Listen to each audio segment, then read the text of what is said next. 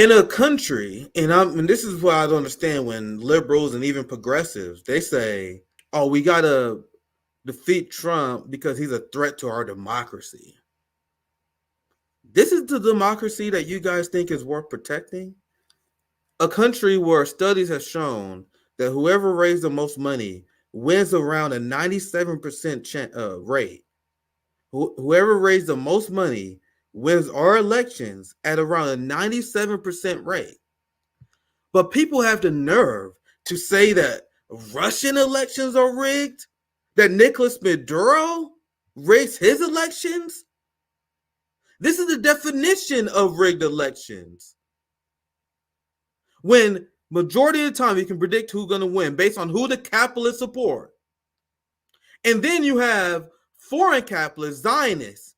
You have these colonial psychopaths who completely buy out our government because they fund people who support Israel. And that's why you have both the Democratic Party and the Republican Party that is lockstep on this issue, because there is not a democracy in this country. We live in an unapologetic capitalist dictatorship. So you guys see, let me read this headline first. AIPAC uncorks $100 million war chest to sink progressive candidates. Now, we cover these people. They're not progressive. These are people who are mildly critical of Israel. I mean, these are people who are willing to say what literally everyone else in the world sees, that Israel is slaughtering children. So you don't get a cookie for saying what everyone in the world sees. You're not a progressive if you're saying literally what every other country in the world is saying, except the most unhinged far-right regimes like the United States. But they are mildly critical sometimes of Israel. And now they are pledging money to defeat them. Now here's AIPAC just openly bragging about it here. And they do it all the time. If you go on the website before or I should say after the end of the last midterms, AIPAC on their website had statistics on the amount of people who won. And they're like, we won like 97% of our elections. This time they batted at 100% this election. So for the people who believe we have a democracy, for the people who completely turn their brains off, like the Bernie Sanders, because I hear them say this stuff. Like you hear AOC, you hear the people that follow them, they say this stuff. I heard, I ain't gonna say no name, no need to drop names. But in general, you gotta know what I'm talking about. I'm not gonna drop names. All these people be saying this stuff. This is democracy that is worth defending? Here's AIPAC. Being pro-Israel is good policy and good politics. 100% of AIPAC endorsed Democrats on the ballot last night won their election. And I believe you have George Soros. Let me show you guys this. Oh, here it is. This is actually the exact article I used. Now, I am literally showing you guys the factual numbers of how our system have been completely hijacked by Zionists and capitalists who fund colonial projects, because that is what capitalists do. Which is why I had the ideology that scares the shit out of them. That is their counter. Marxism, communism. We are the anti-colonial movement. We are the movement for the people. We are the ideology that challenges the ruling class more than ever. Because no matter what kind of populism you pretend you support, if you give the power to the capitalist class to select the people who have power, it's completely irrelevant. You have MAGA that trying to wish Trump into being an anti-war candidate, but Trump is just another pro-Israel cuck, just like the rest. He's finally being asked about Gaza, and now he's saying, "Yeah, I'll be all for what Netanyahu said. I'm Netanyahu's bitch too." That's essentially what Trump said. I'm gonna show you guys later. So if you're anti-establishment, you should never support the system that enables the people who are corrupt to gain the most power. That, to me, that seems obvious. American billionaires spent a record $880 million on U.S. midterm elections. You're allowed to talk about that.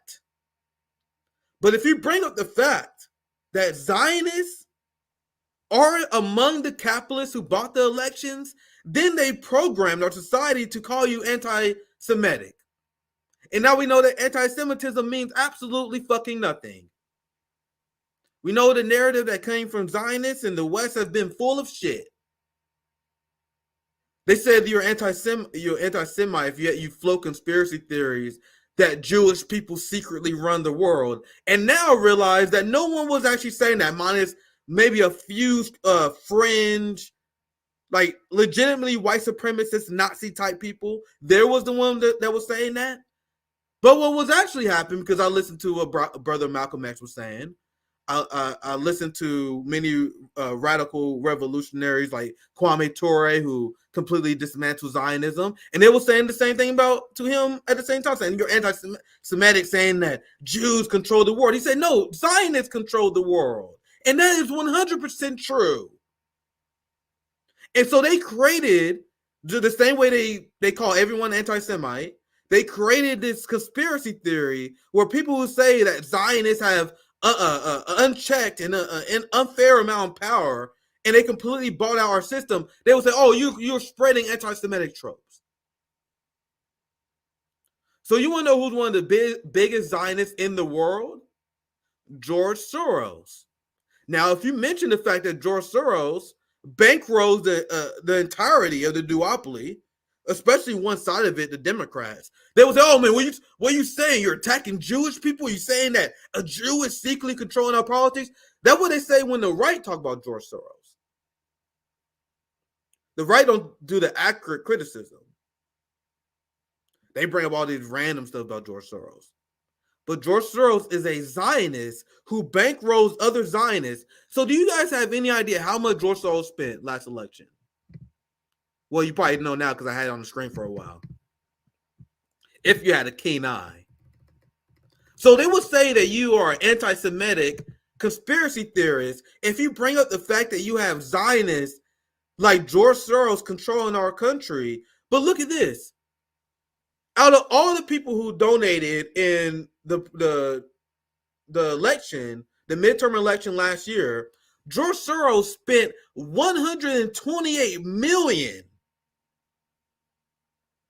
Fam, and I seen this graph. Hopefully this graph is in this article because I did a hotspot on this video months ago, on this article months ago. The graph, there's not even a close second or third. Like, look a second. Second is 67 million. That's around half the amount that George Soros, the second largest donor, the second largest oligarch in our system, spends half as much as George Soros does on the elections. And people think that it's anti-Semitic to bring this up. And then if you look among the donors, like Richard